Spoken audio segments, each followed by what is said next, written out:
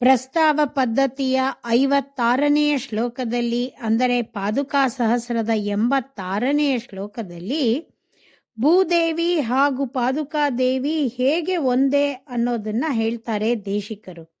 ಶ್ಲೋಕ ನೋಡೋಣ. ಸ್ಥೈರ್ಯಂ ಕುಲಕ್ಷೋಣಿಭೃತಾಂ ವಿದತ್ಸೆ ಶೇಷಾದಯಸ್ತ್ವಾಂ ಶಿರಸಾ ವಹಂತಿ ಪಾದ ಪ್ರಸೂತಾ ಪರಮಸ್ಯ ಪುಂಸಃ ಪೃಥ್ವೀ ಮಹಿಮ್ನಾ ಮಣಿಪಾದುಕೆ ತ್ವಂ. ಮಣಿಪಾದುಕೆ, ಮಣಿಗಳಿಂದ ಕೂಡಿದ ಪಾದುಕೆಯೇ. ತ್ವಂ, ನೀನು. ಕುಲಕ್ಷೋಣಿಭೃತಾಂ, ಒಳ್ಳೆಯ ಕುಲದಲ್ಲಿ ಹುಟ್ಟಿದ ರಾಜರುಗಳಿಗೆ. ಸ್ಥೈರ್ಯಂ, ಸ್ಥೈರ್ಯದಿಂದ ನಿಲ್ಲುವಂತೆ. ವಿದತ್ಸೆ, ಮಾಡುತ್ತೀಯೇ. ಶೇಷಾದಯಃ, ಆದಿಶೇಷನೇ ಮುಂತಾದವರು. ತ್ವಾಂ, ನಿನ್ನನ್ನು. ಶಿರಸ, ತಲೆಯಲ್ಲಿ. ವಹಂತಿ, ವಹಿಸುತ್ತಾರೆ. ತ್ವಂ, ನೀನು. ಪರಮಸ್ಯ ಪುಂಸಃ, ಪುರುಷೋತ್ತಮನಾದ ಭಗವಂತನ.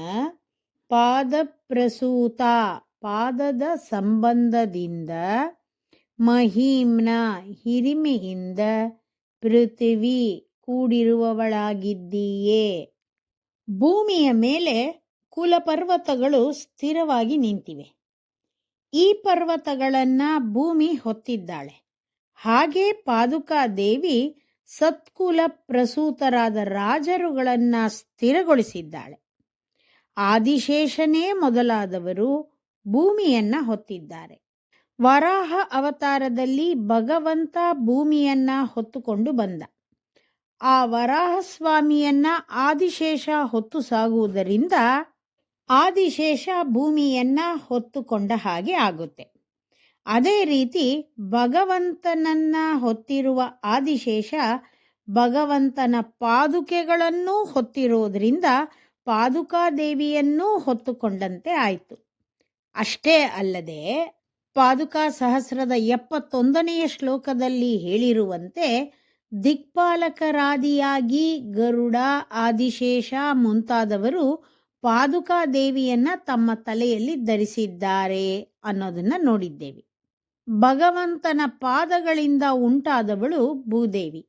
ಹಾಗೆಯೇ ಭಗವಂತನ ಪಾದದಲ್ಲೇ ಸದಾ ಇರುವ ಪಾದುಕಾದೇವಿ ಕೂಡ ಭಗವಂತನ ಪಾದದಿಂದ ಉಂಟಾದವಳು.